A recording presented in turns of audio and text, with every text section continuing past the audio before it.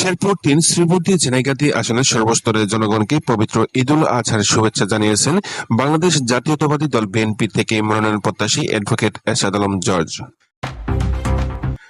বিএনপির চেয়ারপারসন বেগম খালেদা জিয়া এবং ভারপ্রাপ্ত চেয়ারম্যান তারেক রহমানের অন্যতম আইনজীবী সাবেক ছাত্রনেতা অ্যাডভোকেট এরশাদ আলম জর্জ বলেন, পবিত্র ঈদুল আজহা শিক্ষা দেয় আত্মত্যাগ, সহানুভূতি ও ভ্রাতৃত্ববোধের। পরম করুণাময়ের রহমতে এবারের ঈদ ঘরে ঘরে বয়ে আনুক শান্তি, কল্যাণ ও অনাবিল আনন্দ।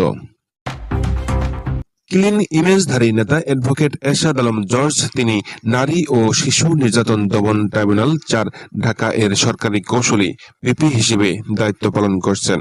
পাশাপাশি জাতীয়তাবাদী আইনজীবী ফোরামের কেন্দ্রীয় নির্বাহী কমিটির সহ সাধারণ সম্পাদক হিসেবেও রয়েছেন সক্রিয়।